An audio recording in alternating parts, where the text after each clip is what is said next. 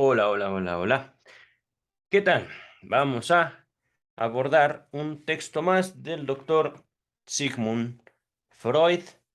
Estamos en el volumen 12, página, a ver, 207. El texto tiene por título Sobre psicoanálisis, un texto escrito alrededor de 1911, publicado en 1913. A ver qué nos dice Strachey en su nota introductoria. Dice en 1911, fecha de edición, perdón, de redacción del trabajo. El manuscrito original en alemán no ha podido encontrarse. 1913, en la Australasian Medical Congress Transaction of the Ninth Session. Es decir, es un texto cuyo original no se encuentra, es decir, el manuscrito no, está perdido al parecer, pero fue publicado en el Congreso Médico Australasiano. eh, Australasiano. Me parece una palabra compuesta de Austra, del reino austrohúngaro, y Lasian o asiático. Es al parecer, Congreso Médico de la región austrohúngaro y asiático, al parecer. Dice el texto de Strachey. A comienzos de marzo de 1911, Freud recibió una invitación del doctor Andrew Davidson, secretario de la sección de Medicina Psicológica y Neurología del Congreso Médico de Australasia, para enviar un trabajo a dicho congreso, que se reuniría en Sydney en septiembre de ese año, 1911. Ajá. Lo despachó, es decir, lo terminó, el 13 de mayo. Fue leído allí, tal como se lo había planeado, y se lo publicó en las Transactions o Memorias del Congreso, junto con artículos de Jung y Havelock Ellis, también sobre temas psicoanalíticos. No ha podido hallarse el original alemán, pero apoyándose en evidencias internas del texto, parece improbable que la versión publicada haya sido escrita por el propio Freud en inglés. Ajá. Recordemos, Freud escribía en alemán. Tenía conocimientos y no dudo también que hablara cierto inglés, pero no creo que lo dominara. Continúa Strachey. Es más verosímil, es decir, es más posible que fuera traducida en Australia mismo de un manuscrito en alemán. Ok, entonces muy probablemente el escrito original en alemán se encuentre en Australia, pero no sabemos en dónde.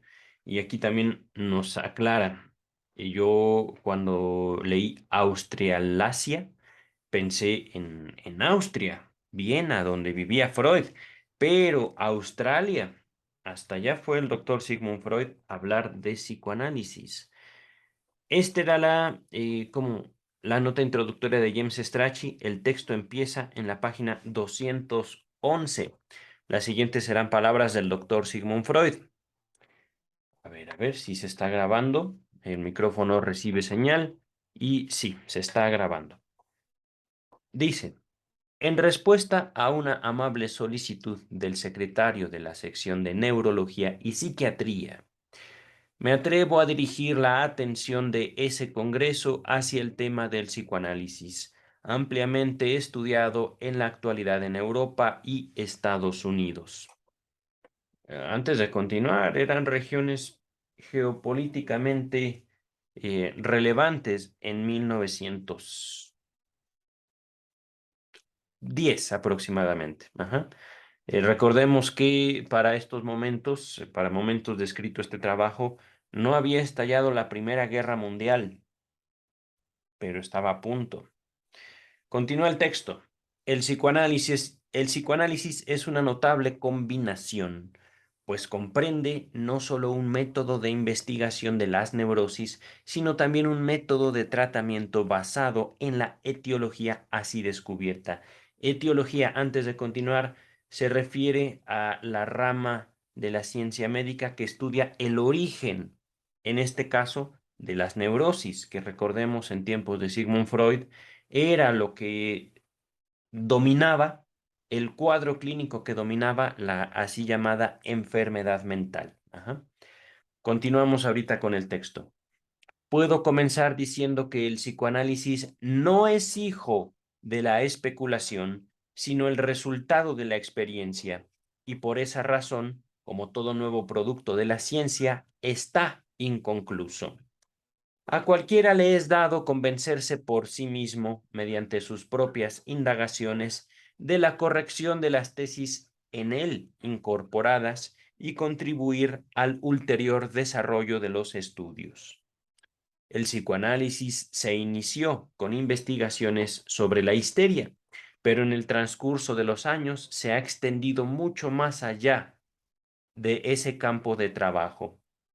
Sus comienzos fueron se destaca, estudios sobre la histeria, publicados en 1895, de los que Breuer y yo fuimos autores. Por supuesto, yo, el doctor Sigmund Freud. Ajá. Ellos seguían las huellas de la obra de Charcot sobre la histeria traumática, entre comillas, de las indagaciones de Lieblaut, lo voy a latinizar, Liebeault, deletreado Lie, acento en la E, V labial B grande, Eault, y Bernheim,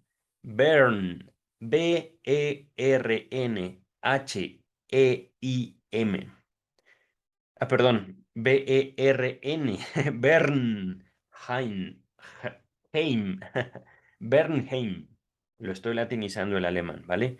Sobre los fenómenos de la hipnosis y de los estudios que acerca de los procesos anímicos inconscientes realizó Janet o Janet, ajá, Janet. Entonces aquí se mencionan al menos 5 nombres: Breuer, Charcot, Lieblaut, Bernheim y Janet. ¿Ah? Estos fueron, digamos, el círculo científico en el cual Freud se apoyó para publicar estudios sobre la histeria y posteriormente la interpretación de los sueños. Continúa el texto, ¿vale? El psicoanálisis se encontró pronto en aguda oposición con las concepciones de Janet.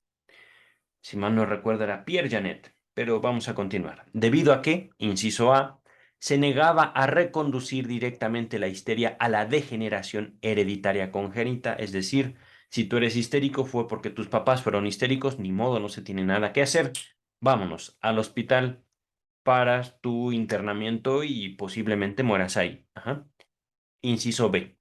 Ofrecía, en vez de una mera descripción, una explicación dinámica basada en la interacción de fuerzas anímicas y, inciso C, atribuía el origen de la disociación anímica, ahorita hablamos de eso, cuya importancia también Janet había reconocido, no a una falla de la síntesis psíquica resultante de la afección congénita, sino a un especial proceso anímico conocido como represión, del alemán Verdrängung. Lo estoy pronunciando terrible, pero más o menos así se leería si el alemán se pronunciara como el español. Ajá. Ver con V, Drang, Ung. Ahora sí, antes de continuar, disociación. En estudios sobre la histeria se hablaba sobre justamente una separación, posteriormente lo conocimos como escisión psíquica, ajá, y lo seguimos abordando en el psicoanálisis aún en el año 2022. Disociación quiere decir yo no sé algo de mí mismo. En esos momentos, Pierre Janet decía, es que es parte de la locura histérica. Así son. Eh, una falla en la síntesis psíquica resultante de una afección congénita. Así son, como se determina tanto como el color de pie, la forma del cabello, ¡pum! Esas personas se disocian, se separan de el contenido de su propia psique, ajá, de sus propias representaciones. Dicho en palabras más comprensibles, son pensamientos que tienen, pero que al mismo tiempo no saben que tienen. están disociados, separados de esos pensamientos. Ajá. Lo que Freud dijo no es algo congénito, no es algo de la herencia, es una lucha que establecen en contra de esos pensamientos. Ahí Freud introduce lo que él denominó represión, Verdrängung del alemán, pero lo que separa a Pierre Janet de Freud es justamente ese esfuerzo. Ujú. Y ese esfuerzo es justamente lo que podemos señalar como eh, más lo real, más lo humano del psicoanálisis propuesto por Sigmund Freud para el año 2000, eh, 2000, perdón, no, 1890, 1900, que fue cuando Freud se empieza a separar de Pierre Janet. Ajá. Después vendría la interpretación de los sueños y como tal el nacimiento del psicoanálisis y justamente lo que dice el texto, la oposición de Pierre Janet a eso que Sigmund Freud llamó psicoanálisis. A partir justamente de su observación, distingo eh, y estructura teórica sobre el proceso de la represión. Ujú. Ahorita vamos a continuar. Dice el texto, fue concluyentemente demostrado que los síntomas histéricos son restos, entre paréntesis, reminiscencias, de vivencias profundamente conmovedoras que han sido apartadas de la conciencia cotidiana y que su forma es determinada de una manera que excluye la acción deliberada por unas particularidades de los efectos traumáticos de las vivencias. Otra vez alto. Ajá. Estamos hablando entonces de lo que en su tiempo Freud denominó trauma. Ajá. Trauma, dice, restos, reminiscencias, vivencias profundamente conmovedoras. Aquí me detengo justamente para señalar una diferencia de el texto freudiano y la psicología como la comprendemos para el año 2022. Traumas, lo he dicho casi desde estudios sobre la histeria, estudios de la histeria. Ay, ¿cómo lo dijo? Estudios sobre la histeria. El trauma no es necesariamente un dolor, un sufrimiento, puede ser un gran placer, un gran goce, pero enorme, sumamente conmovedor, a partir del cual el sujeto no puede apartarse. Y eso lo hemos visto particularmente en tres ensayos de teoría sexual donde abordamos el amor como una producción psíquica, el amor como algo que le da sentido a la vida de las personas y justamente cuando ocurre puede ser una tragedia o puede ser que simplemente el amor se acabe, se queda un enorme hueco en la vida de las personas y eso sigue ocurriendo. Ajá. Continúa el texto. Esto lo voy a repetir. Vivencias, reminiscencias, vivencias profundamente conmovedoras que derivan en síntomas histéricos. Estoy reacomodando el texto, ¿vale? Y han sido apartadas de la conciencia cotidiana y que su forma es determinada, aunque de una manera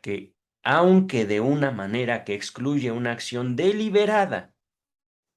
Otra vez.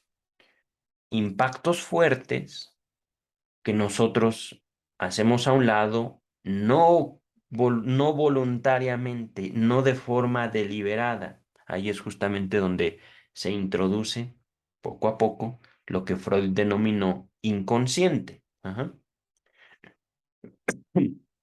Por las particularidades de los efectos traumáticos de las vivencias. Es decir, no, yo estoy bien, no me pasa nada. Sí, rompí con Carla, pero esas cosas pasan. Sueño una vez. Carla, estaba en mi sueño, Carla. Y eso me lo digo a mí mismo. Es un sueño, son tonterías. Y otra vez, y otra vez, y otra vez, maldita sea. Pero no se lo digo a nadie. Yo sigo actuando comúnmente. Ajá. Y de repente, pum, me la encuentro en la calle. No sé por qué. Nada más de verla así a lo lejos. Siento un nudo en la garganta, por ejemplo, ¿no? Y pasan los días, y pasan los días, y esos sentimientos que yo no quiero reconocer regresan en sueños. No planeo tener esos sueños. Quiero apartarla de mi memoria, quiero apartarla de mis pensamientos, pero regresan. ¿Me explico? Continúa el texto. Según esta concepción, las perspectivas terapéuticas residen en la posibilidad de eliminar esa represión, entre comillas, de modo de permitir que una parte del material anímico inconsciente se vuelva consciente, despojándolo así de su poder patógeno. Ujú. Ahorita les puse un ejemplo que no es difícil, digamos, de comprender. Estamos hablando de un sueño. El texto habla específicamente de síntomas histéricos. Ajá. Por supuesto, recordemos la diferencia entre la psiquiatría moderna para el año 2022 y la psiquiatría, la neurología, la medicina. En aquellos tiempos Freud no practicaba como tal una psicología, sino él era médico, médico especialista en enfermedades nerviosas. Ajá.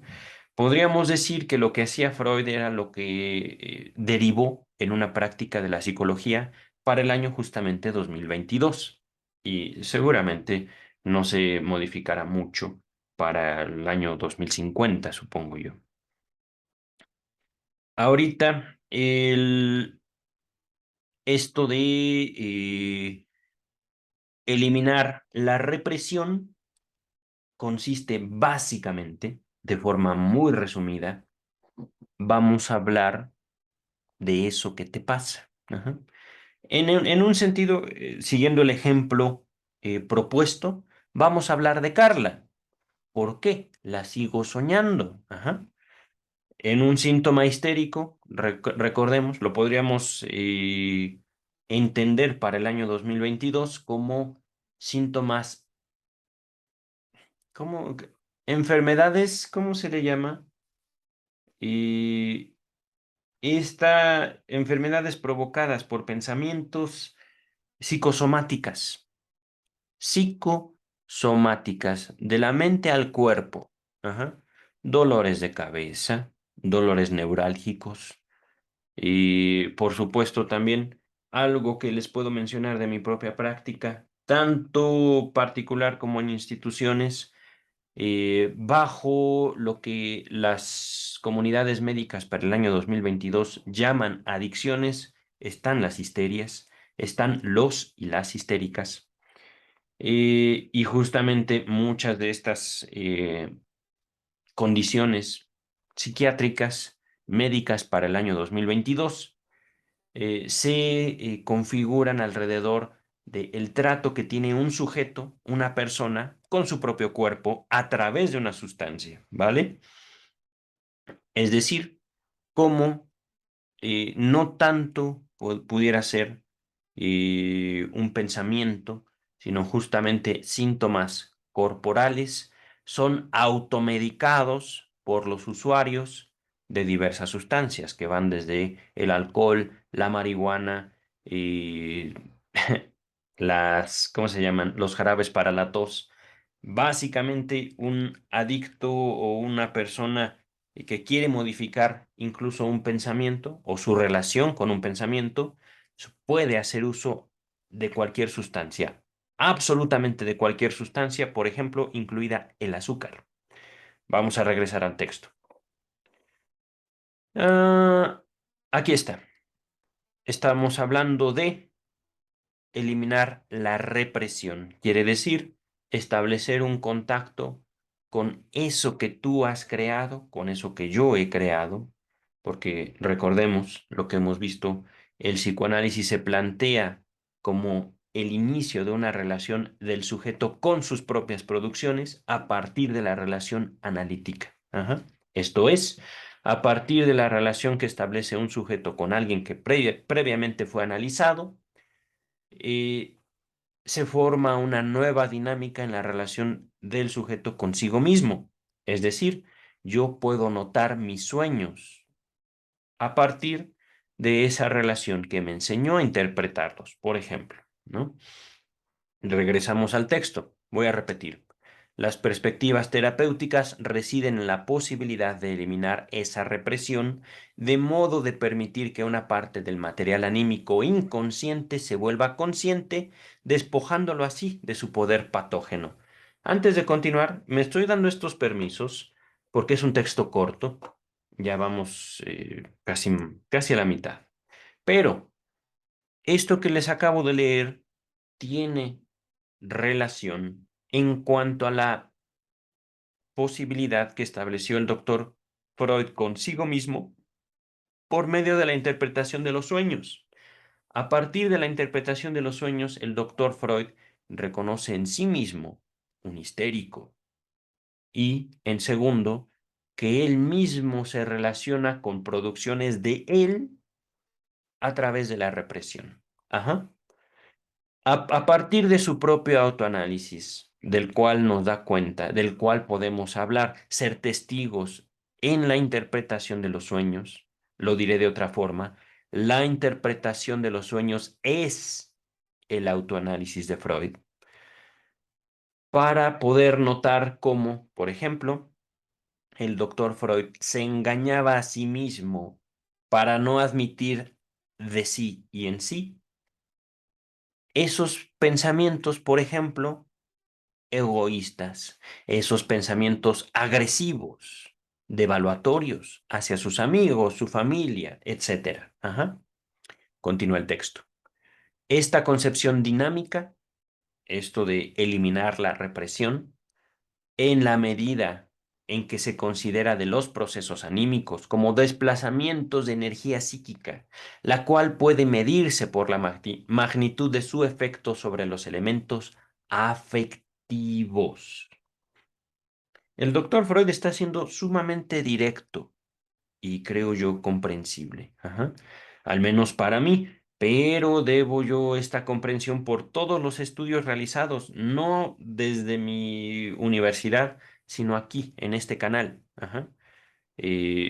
Ahorita, hoy mismo grabé el apéndice de los trabajos de técnica psicoanalítica y me doy cuenta que he dedicado mucho tiempo aquí, frente a la cámara, frente a mi computadora, de lo cual ciertamente estoy muy feliz y satisfecho. Pero todavía falta. Vamos a continuar con el texto. A ver, voy a repetir esto. Esta concepción es dinámica en la medida en que se considera los procesos anímicos, es decir, que tienen lugar en el interior del sujeto, como desplazamientos de energía psíquica. En sentido estricto, les comento yo, procesos anímicos se refiere a la represión. Repito, los procesos anímicos se refiere específicamente a la represión en este texto. Ajá. Por lo cual, en este contexto no podemos comprender la represión como algo que venga desde afuera. Es algo que yo ejecuto sobre mí y sobre mis producciones. Ujú. ¿Y qué producción más específica menciona el texto? Mis elementos afectivos. Ajá. Lo que yo siento, mi emoción. Ajá. Continúa el texto. Eso adquiere máxima significación o máxima importancia en la histeria, donde el proceso de, entre comillas, conversión, ahorita les comento qué es eso, crea los síntomas, transponiendo una cantidad de emociones anímicas en inervaciones somáticas. Les hablaba, enfermedades psicosomáticas. Ajá. El doctor Freud, desde estudios sobre la histeria, dijo, oye, esto está bien extraño, porque yo, médico, con conocimientos de anatomía, reconozco que la anatomía de mis pacientes histéricas, estoy aquí haciendo énfasis en histéricos e histéricas, ajá, neurosis en general, histeria en general, tienen su anatomía perfecta, su anatomía está bien, todo su cuerpo no tiene ningún daño observable y sin embargo, parecería que su enfermedad desconoce la anatomía, porque efectivamente puedo atravesar su mano o puedo atravesar su brazo con una aguja, pero su mano siente, el brazo no. ¿Cómo puede ser eso? Sus nervios están bien.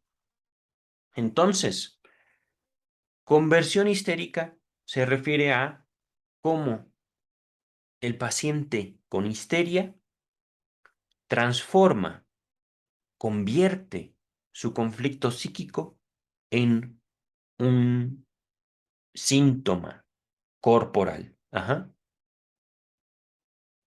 Crea los síntomas transponiendo una cantidad de emociones anímicas, moción, empuje, deseo, ajá, en inervaciones somáticas, en manifestaciones en el cuerpo. Ajá. Vamos a regresar al texto. Los primeros exámenes e intentos de tratamientos psicoanalíticos fueron hechos con ayuda del hipnotismo. Luego se abandonó este último y el trabajo se llevó a cabo mediante el método de la asociación libre, entre comillas, en el cual el paciente permanece en su estado normal, es decir, no se le hipnotiza. Ajá. Esta modificación tenía la ventaja de que permitía aplicar el procedimiento a un número mucho mayor de casos de histeria, así como a otras neurosis y a sujetos sanos. Sin embargo, se tornó necesario desarrollar una técnica especial de interpretación a fin de extraer conclusiones de las exteriorizaciones de la persona en estudio. Tales interpretaciones establecieron con total certidumbre el hecho de que las disociaciones anímicas son mantenidas enteramente por medio de, entre comillas, resistencias internas. Parece justificado, pues, sostener que las disociaciones tienen su origen en un conflicto interior, que ha llevado a la represión, entre comillas, de la emoción subyacente, es decir, de la emoción, del empeño, del deseo oculto, subyacente, que está debajo. Ajá. Para superar este conflicto y por esa vía curar la neurosis, se requiere la guía de un médico formado en el psicoanálisis. Antes de continuar, ya vamos más de la mitad del texto, finales de la página 212, pero médico formado en psicoanálisis. Estamos hablando que para el principio del psicoanálisis, el año 1900-1910 aproximadamente, tiempo en el cual el doctor Freud fue el único psicoanalista del mundo, la única forma, la única posibilidad de formarse como psicoanalista era justamente estar sometido a un proceso que venía, digamos, de la figura del doctor Freud y que al mismo tiempo se desprende de él. Poco a poco, la formación de psicoanalistas, la formación, digamos, de medicina fue dejada a un lado para ser únicamente requisito en ciertas asociaciones del mundo, incluso al día de hoy. Es decir, el psicoanálisis se separa poco a poco de la figura del doctor Freud, pero justamente esta separación viene a partir del análisis iniciado por el mismo doctor Freud. Y esto es curioso. Les comento, es como si la Mona Lisa pudiera adquirir una independencia de Da Vinci y poder decir con justicia cómo el- la Mona Lisa tuvo una vida propia después de la muerte de Da Vinci, lo cual, digo, es inevitable. Es inevitable cómo una obra tiene un destino distinto al autor. Ahorita vamos a continuar con el texto. Además, se comprobó que es válido, en general, para todas las neurosis, que los síntomas patológicos son realmente los productos finales de los conflictos que llevaron a la represión y a la escisión anímica. A ver otra vez, despacito. Los síntomas de las neurosis son los productos finales de los conflictos que llevaron a la represión y a la escisión. Ujú. Escisión, represión, tiene mucho que ver el uno con el otro. Ajá. Estamos hablando de, me lo mencionaron hasta el cansancio. Besos al Centro de Investigación y Estudios Lacanianos. Como represión, podemos aproximarnos a esa frase: de eso no quiero saber nada. No quiero saber. Es una forma de manifestar esa escisión. Separación. Diferenciación. Lo curioso es que son ideas, son pensamientos, son fantasías, son deseos. ¿Cómo nos separamos de eso? Cuando no tiene una existencia física. Física. Psíquica, sí, ciertamente. Es como si yo pensara en una manzana. Pudieran ustedes estar pensando en una manzana. Pero es un pensamiento, no es algo que yo pueda poner de aquí a allá, a pesar de que nos empeñemos, nos esforcemos en eso. Ajá. Y ver cómo en este movimiento de un lado al otro, movimiento que entendemos por nuestras capacidades físicas, nos empeñamos en hacer algo similar dentro de nosotros. Continúa el texto. Los síntomas son generados por diferentes mecanismos. Inciso A, como formaciones que sustituyen a las fuerzas reprimidas, o bien, inciso B, como compromisos, ahorita hablamos de eso, entre las fuerzas represoras y las reprimidas, o bien, inciso C, como formaciones reactivas y resguardos contra las fuerzas reprimidas. Despacito. Formaciones que sustituyen las fuerzas reprimidas. Como no puedo tener una manzana, me conformo con un dulce. Sustituto, me conformo. Como no puedo ver a Carla, me conformo con María. Me conformo. Sustituto. Ajá. O bien, compromisos entre las fuerzas represoras y las reprimidas. Aquí, hablando, por ejemplo, un compromiso. No estamos hablando ya de un sustituto, no estamos hablando ya que nos conformamos. Compromiso es tantito de lo reprimido y tantito de lo represor. Aquí, antes de continuar, les recuerdo, estamos abordando un texto de un psicoanálisis ya algo maduro, pero que no ha llegado a la segunda tópica. No ha avanzado tanto como para que podamos hablar libremente de un ello, yo y super yo. Ajá. Sin embargo, poco a poco se va formando. Fuerzas represoras. Eso no, me digo a mí mismo.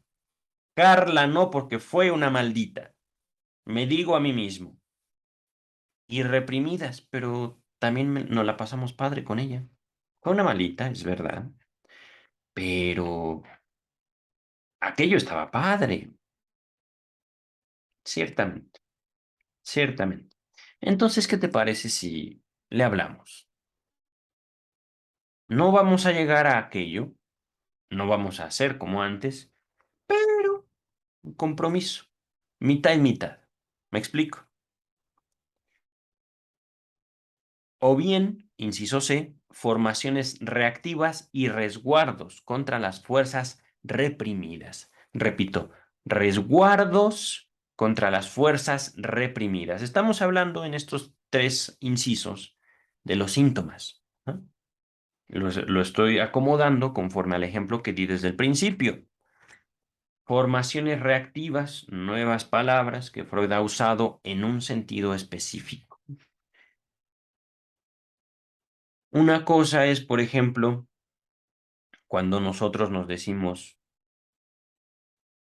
tal vez. Y otra cosa es un no dicho de forma contundente. Voy a poner el ejemplo de una formación reactiva hacia Carla. Ya no voy con Carla, ahora me voy y me beso con Carlos. ¿Por qué no? Formación reactiva quiere decir justamente enteramente lo contrario. Ujú. Ahorita les puse un ejemplo, yendo de una relación heterosexual a una relación homosexual. ¡Pum! Distinto. Ajá. En contra de. Pero también podríamos decir, bueno, pues ya no solo no quiero ver a Carla, sino que en cuanto se me acerque la voy a humillar. ¡Pum! Es más, la voy a escupir en la cara. Resguardos contra las fuerzas reprimidas. Pero eso de que agredir, híjole, no. No, no, no, no, no, no es algo que yo me permita. Entonces, siempre que yo piense en Carla, voy a, no sé, no sé. ¿Qué haré? ¿Qué haré? Me duele la cabeza. ¡Pum! Me voy a tomar una aspirina, por ejemplo, ¿no? Y ahorita, regresando al texto. Más tarde se amplió la investigación a las condiciones que determinan si un conflicto anímico dará origen o no a la represión, vale decir, a una disociación dinámicamente provocada. Disociación, separación. Dinámicamente, es decir, por un movimiento de afectos, de representaciones, ajá, de energía, que ya huelga apuntar que un conflicto tal per se, es decir, por sí solo, puede también tener un desenlace normal. Aquí ya el doctor Freud elevó el discurso, aunque siento que he sido el responsable más bien de yo quererlo bajar a una plática que por supuesto no esté enfocada hacia médicos, que es parte también de mi transmisión. Voy a repetir. Más tarde se amplió la investigación a las condiciones que determinan si un conflicto anímico dará origen o no a la represión, ya que huelga apuntar que un conflicto puede también tener un desenlace normal. Es decir, si bien la vida nos va a colocar en condiciones conflictivas, nosotros podemos reconocer nuestras emociones. Así. El psicoanálisis llegó a la conclusión de que esos conflictos siempre se producían entre las pulsiones sexuales, empleando la palabra sexual, entre comillas, en el sentido más amplio, y los deseos e inclinaciones del resto del yo. No se ha hablado mucho del yo, les soy sincero. Aún en la interpretación de los sueños, aún en el proyecto de psicología para neurólogos, aún en los textos más valiosos del psicoanálisis hasta ahora, Tres ensayos, El chiste y su relación con lo inconsciente, eh, Psicopatología de la vida cotidiana, han dicho muy poco el doctor Freud acerca del yo. Ya vendrán otros textos más adelante. Pero esto es importante. Pulsiones sexuales, empleando la palabra sexual en el sentido más amplio. Recordemos, ya estudiamos tres ensayos de teoría sexual. Al menos para mí, en ese estudio, fue muy asombroso descubrir cómo la atención puede ser descrita como una forma de manipulación de la energía a través, por ejemplo, del estudio. Ujú. Entonces, el estudio puede ser una manifestación justamente de la energía sexual. Y aquí energía sexual hablando libido, hablando del reservorio que tenemos disponible de energía en la vida humana. Ajá. Por eso es importante detenernos justamente la palabra sexual en el sentido más amplio. un ejemplo de cómo lo sexual tiene que ver con la emoción, con el contacto y no necesariamente con lo genital. El ejemplo que me sobrevino, no desde tres ensayos, en tres ensayos puse otros ejemplos, pero este ejemplo es de la vida cotidiana, por supuesto, y de las lecturas las lecturas más recientes. Disfrutar que nuestros padres nos hayan visto jugar siendo nosotros niños. Mamá, mírame, mira mamá cómo juego fútbol, por ejemplo. Mira papá cómo juego al ajedrez. Mírame, obteniendo una satisfacción enorme, no solo del juego, sino del acto de ser observados. Ajá. Vamos a continuar con el texto. Voy a repetir esto. El conflicto, desenlace normal. Conflictos siempre se producían entre las pulsiones sexuales y los deseos e inclinaciones del resto del yo. No sabemos qué es eso del yo. Podemos decir, eh, eso que yo pienso y siento, creo de mí mismo. Ujú. Yo de mí. Continúa el texto.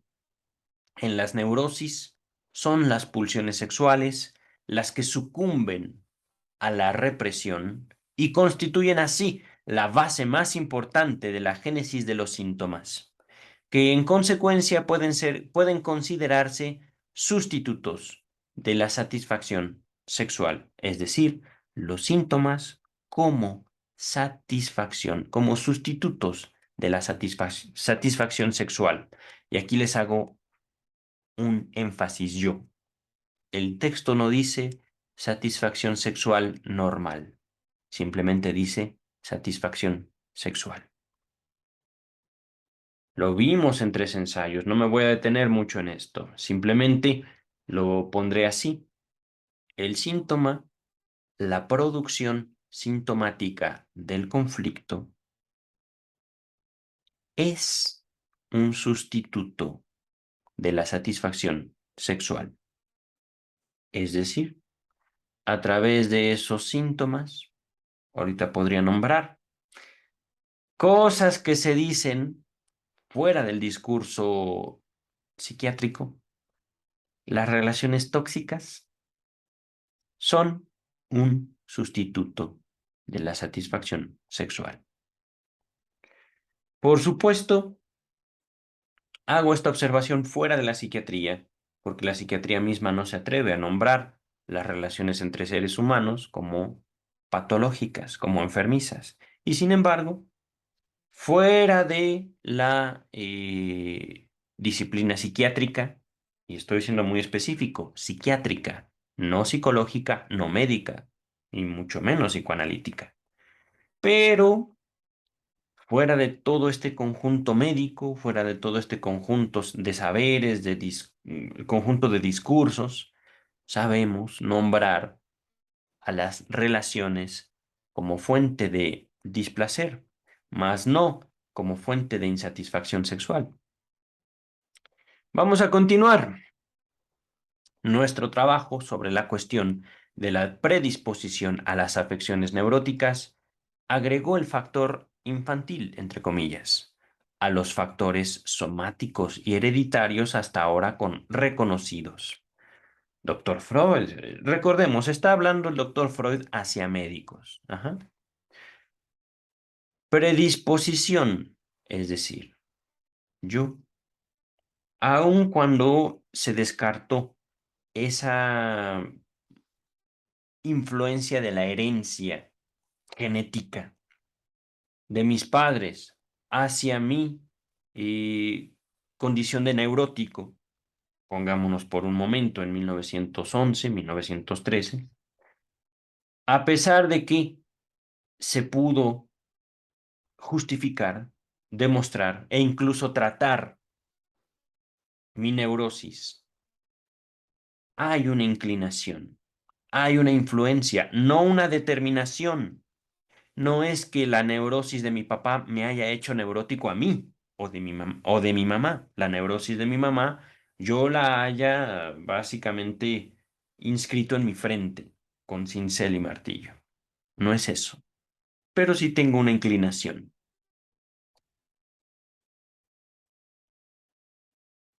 Se agregó a toda esta inclinación un factor infantil. Ajá. Continúa el texto. El psicoanálisis se vio obligado a reconducir la vida anímica de los pacientes a su primera infancia y llegó a la conclusión de que las inhibiciones en el desarrollo anímico o infantilismos establecen una predisposición a la neurosis. Alto. ¿Qué nos quiere decir el doctor Freud? Es sencillo. Ya lo vimos en 3 ensayos, ya lo vi un poquito más adelante en el texto. Lo voy a decir así.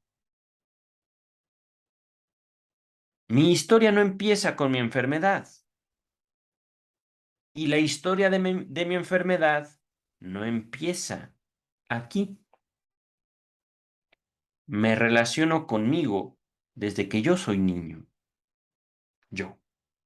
Ustedes también. Ustedes se relacionan con ustedes y establecen un conjunto de posibilidades para ustedes desde que ustedes son niños y niñas. Es todo. Estoy hablando de posibilidades. Estoy hablando de relación de mí conmigo y de ustedes con ustedes. Continúa el texto. En particular, nuestras investigaciones de la vida sexual nos han enseñado que existe verdaderamente una, entre comillas, sexualidad infantil y que la pulsión sexual está formada por muchos componentes y atraviesa una complicada trayectoria de desarrollo cuyo resultado final, después de muchas restricciones y mudanzas, es la sexualidad, entre comillas, normal de los adultos. Ahorita voy a continuar. Las desconcertantes perversiones de la pulsión sexual que se presentan en los adultos parecen ser inhibiciones del desarrollo, fijaciones o torcimientos. Las neurosis son entonces el negativo de las perversiones.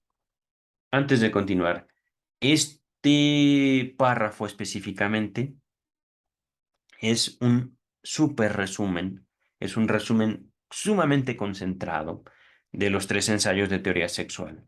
Yo le sugeriría dedicar un tiempo al estudio de 3 ensayos de teoría sexual y naturalmente sé que no todos podrán hacerlo por cuestiones de tiempo, por cuestiones de pudor, resistencia, pero ciertamente es un texto sumamente enriquecedor lo que aquí está eh, tomado, abstraído, resumido, es lo que Freud quiso decirle a este conjunto de médicos australianos. Ajá.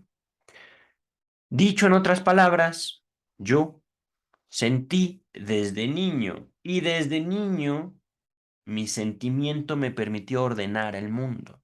Ajá. También ha sido mi propia experiencia, tanto en el análisis como en contacto con los textos de Freud, que me permitieron a mí ser el autor de mi propio libro. Y dicho curioso, esto lo digo tanto en sentido literal como en sentido figurado. Es decir, la vida nos pega, la vida nos toca y nosotros sentimos. Es todo. Aquí estoy justamente planteando el texto, replanteando la idea y tratando de abordar la sexualidad en un sentido más amplio. No he dicho en una forma. El doctor Freud nos hizo ya fantasear al mencionar perversiones. Ajá. Pero eh, también esta sexualidad normal podemos entenderla como el coito, la relación sexual. Ajá. Y sin embargo, de todo lo que ya hemos dicho, ver a nuestros hijos jugando, podemos llegar, digamos, a la punta del iceberg, la cerecita del pastel, la parte mínima de la sexualidad humana, que es el coito, la relación sexual. Ajá. Regresamos al texto. El desarrollo cultural impuesto a la humanidad es el factor que vuelve necesarias las restricciones y represiones de la pulsión sexual. Antes de continuar, pulsiones, empuje, pulsiones, deseo. Continúa el texto, demandando sacrificios mayores o menores de acuerdo a la constitución individual. Ujú. Rara vez el desarrollo se cumple sin tropiezos y puede haber en él perturbaciones, ya sea a raíz de la constitución individual o de incidentes sexuales prematuros, que dejen tras de sí una predisposición a futuras neurosis. Estas predisposiciones tal vez sean inocuas si la vida del adulto sigue un curso satisfactorio y sin sobresaltos, pero se vuelven patógenas, es decir, que dan origen a un conflicto que deriva en un síntoma histérico, síntoma neurótico, si las condiciones de la madurez vedan la satisfacción de la libido, es decir, impiden la satisfacción de la libido, del deseo, eh, de la sexualidad, o exigen en demasía su sofocación para abajo. Eso no. Les puse el ejemplo, ya no voy con Carla, sino con Carlos, pero ¿cómo? ¿Cómo? No, no, no, no, no. Pensar siquiera en besar a un hombre, ¡wow! ¡Qué terrible! Hay en cada individuo una autorregulación. Ese es el secreto del psicoanálisis, ese es el secreto de la represión. No es algo que venga de afuera, es lo que yo hago conmigo, lo que yo me permito y no me permito, yo. Si nos ponemos a pensar un poquito en eso, es algo muy bello que el psicoanálisis nos regala. Si bien la relación que yo tengo conmigo puede desembocar en una represión,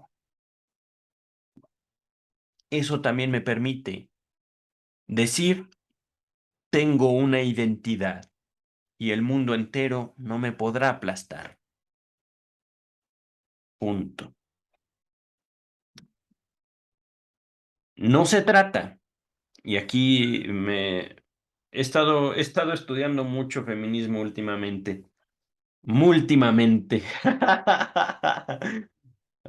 Múltimamente. Últimamente he estado estudiando mucho de la teoría feminista y cómo enfatiza el feminismo una represión que viene de afuera y cómo yo enfatizo, gracias a mi contacto con el psicoanálisis del doctor Freud, el mundo entero no me podrá aplastar. Soy libre de las influencias socioculturales. Yo me determino a mí mismo y puedo señalar eso, que también las mujeres se determinan a sí mismas. Los niños se determinan a sí mismos, en cierto nivel. Pero, regresando al texto. Híjole, es que voy a regresar al texto. Si me voy por las ramas de lo que la vida me dice, nunca acabaría de leer nada. Ah, cómo es bello vivir. Cuesta, pero es bello.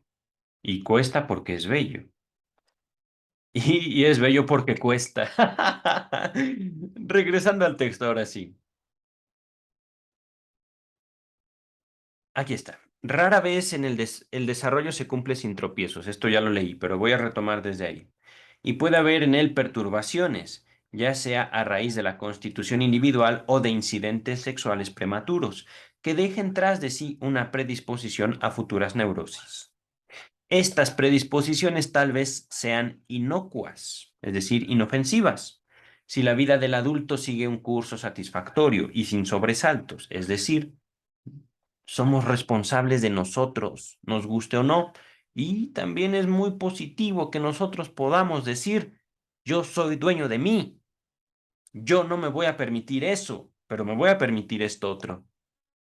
Siquiera pensar, siquiera fantasear, ¿a quién le hace daño mi fantasía?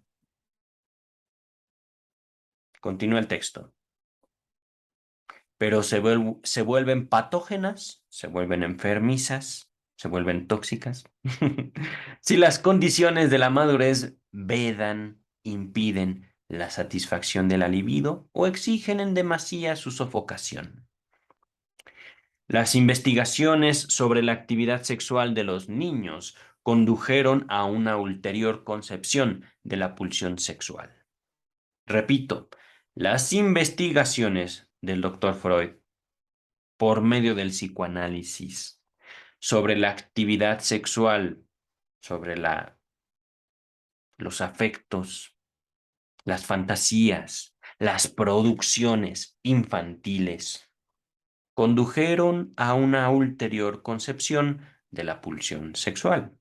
Es decir, doctor Freud se permitió elaborar, comprender, concebir la pulsión sexual a partir del psicoanálisis, basada no en sus fines, sino en sus fuentes. Esto ya es lo que continúa del texto.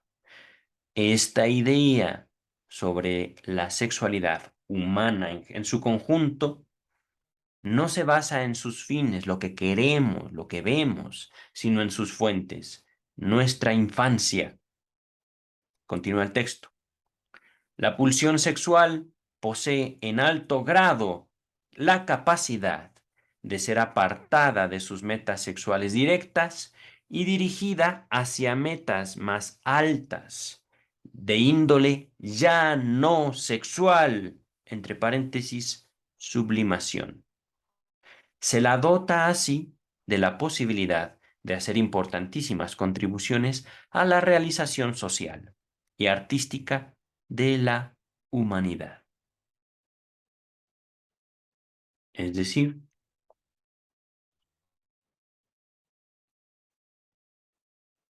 ciertamente somos algo más que animales. Los animales, por muy avanzado su razonamiento, no hacen arte. Nosotros sí. Continúa el texto. El reconocimiento de la presencia simultánea de los tres factores mencionados, el infantilismo, la sexualidad y la represión, constituye la principal característica de la teoría psicoanalítica y la distingue de otras concepciones de la vida anímica patológica. A la vez, el psicoanálisis ha probado que no hay diferencia fundamental, sino solo de grado en la vida, entre la vida anímica de las personas normales, los neuróticos y los psicóticos. ¡Oh! Alto. Esto quiere decir, es bellísimo esto, lo diré así, todos los seres humanos estamos locos. Todos.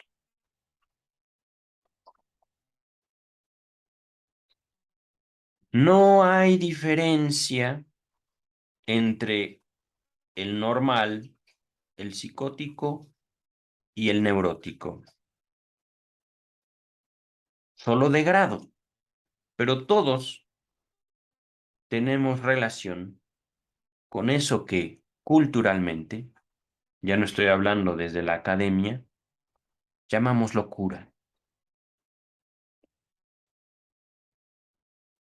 El psicótico, los psicóticos, son aquellos que no pueden distinguir la fantasía de la realidad. Los neuróticos son aquellos que viven en la fantasía, y esto lo digo por experiencia. Y los normales son aquellos que sueñan y aún así fantasean y aún así reconocen su deseo. Se dan permiso de desear, el neurótico no.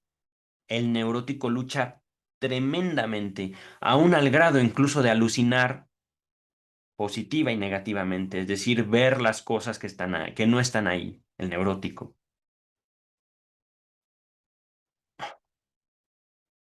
Ver cosas que no están ahí o no ver lo que tienen, el neurótico.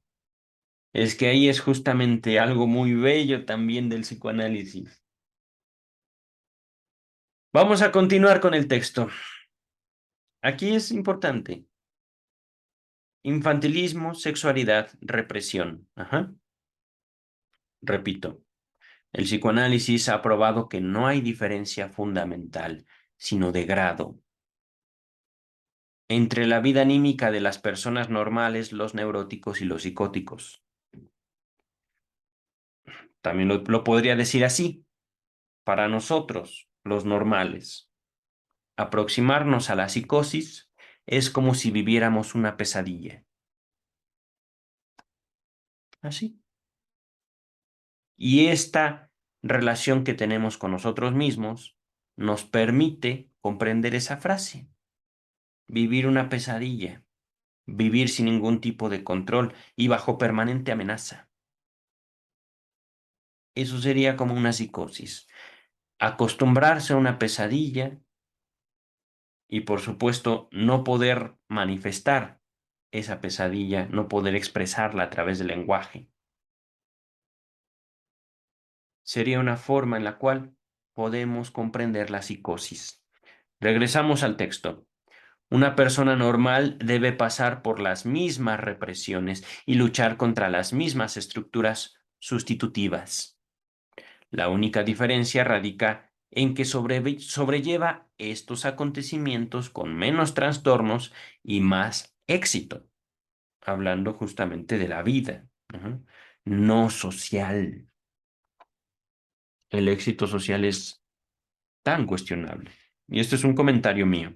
Continuamos con el texto.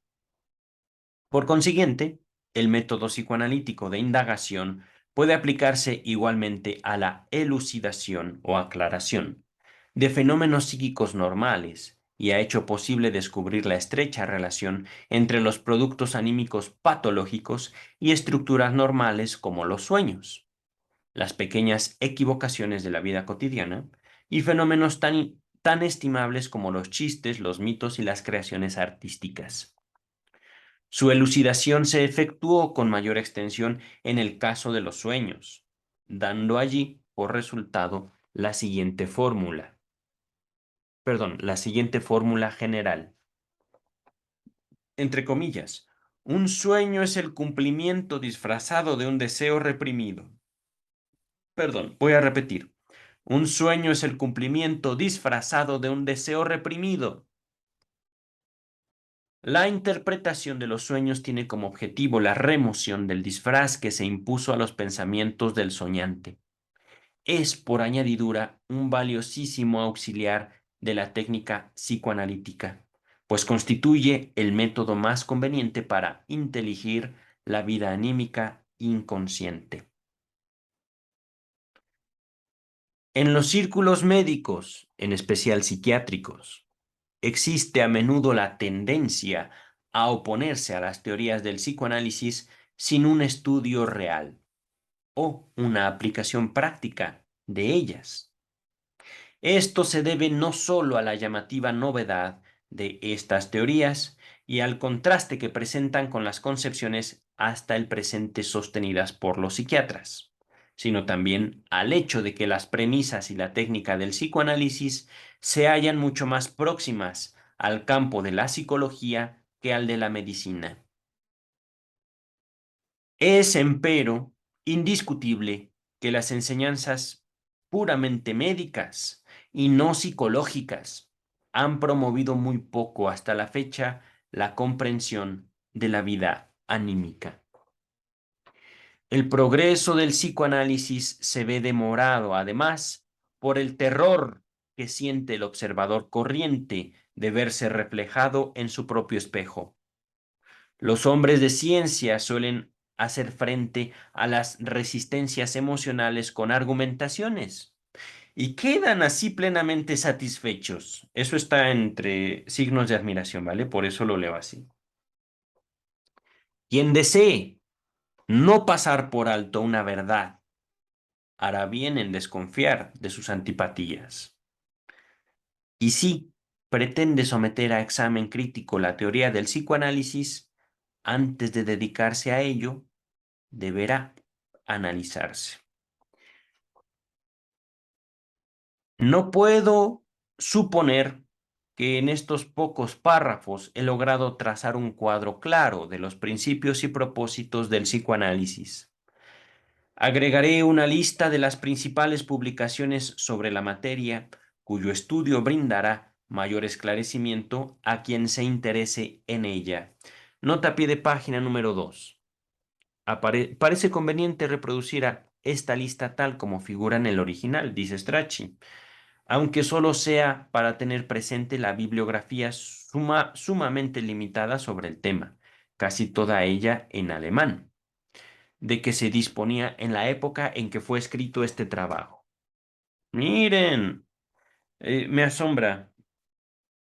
Voy a compartir con ustedes. No creo, no todos estos títulos los hemos abordado aquí, pero, número uno, Breuer y Freud. Studien über Hysterie. Estudio sobre la histeria. Número dos. ah, tres, tres ensayos de teoría sexual. Número tres.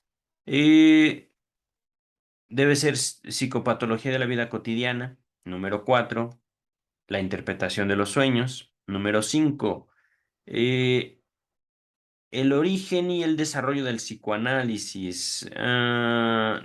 Este texto es de 1910. Son las 5 conferencias pronunciadas en la Clark University en Worcester, Massachusetts. Ya las leímos también. Todos estos sí se los voy a dejar en los comentarios como textos, perdón, en la descripción del video como textos que ya estudiamos. El número 6. Der Witz und Sein. Un Bebestein. Ay, no me acuerdo. Es un texto de 1905. Número 7. Sammlung kleiner Schriften zur Neuro. Colección de escritos breves sobre la doctrina de las neurosis. Ok. Segunda colección. Estos textos en alemán, el 7, 8 y 9. No sé si los tengamos, ¿vale? El 10 de plano no lo tenemos. Carl Gustav Jung, diagnóstico, eh, estudios de diagnóstico y asociación, me parece. Estoy traduciendo del alemán al español. El título número 11 tampoco lo tenemos, es de Jung, eh, sobre la psicología de la demencia precoz. El número 12. Jahrbuch für Psychoanalyse und Psychopathologische Forschungen. Oh, no recuerdo que lo tengamos. El 12, 13 y 14. Skriptens für 11 entregas. Están mencionándose los números específicos de la revista editada y publicada por el doctor Freud y sus primeros discípulos, ¿vale?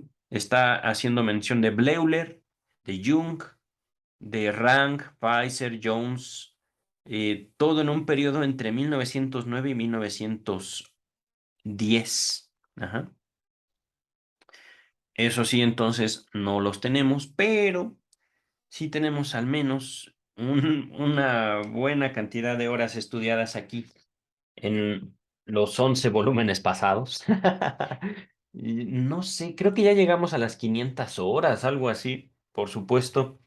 Eh, es más tiempo del que, se oye más tiempo del que es en realidad. Les puedo decir, ahorita ya cerrando este texto, el texto que sigue, formulaciones sobre los dos principios del quehacer psíquico, será motivo de otro video. Por el momento ya vamos a dar por finalizada esta grabación. Doctor Freud, le agradezco muchísimo este texto y sin duda aquello que yo pude conocer, no por la universidad, sino por estudios fuera de ella, y aún así puedo nombrar, no como una pérdida total, mi tiempo en la universidad, sino algo que me permitió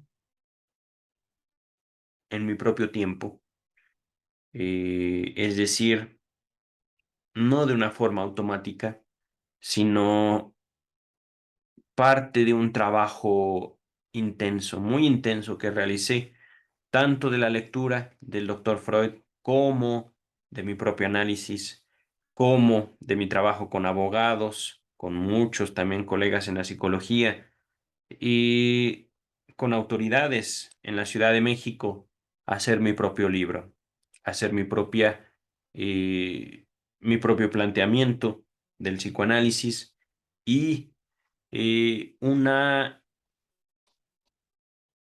formulación teórica y práctica sobre lo que denominamos Estado para el año 2022. Ajá. De todo esto, finalizo el video del día de hoy para únicamente mencionar esta línea de investigación que he fundado y que denomino psicoanálisis del Estado. ¿Vale? Eh, por el momento basta. Vamos a seguir estudiando la obra del doctor Freud.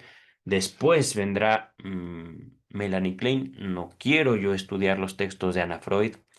Y después de Melanie Klein, el doctor Jacques Lacan. Pero ya vendrá. Todo a su tiempo, todo a su tiempo. También tengo, no se ve en la cámara, está aquí abajo, algo así de cuadernos, de anotaciones que voy a continuar organizando para seguir publicando más y más libros. No le veo fin, pero lo que sí, mi cuerpo me dice ya tengo hambre. Mi perrito ya me dejó en paz, está acostado a mis pies. Vamos a finalizar entonces, cuídense mucho, nos estamos viendo para el próximo video. Bye.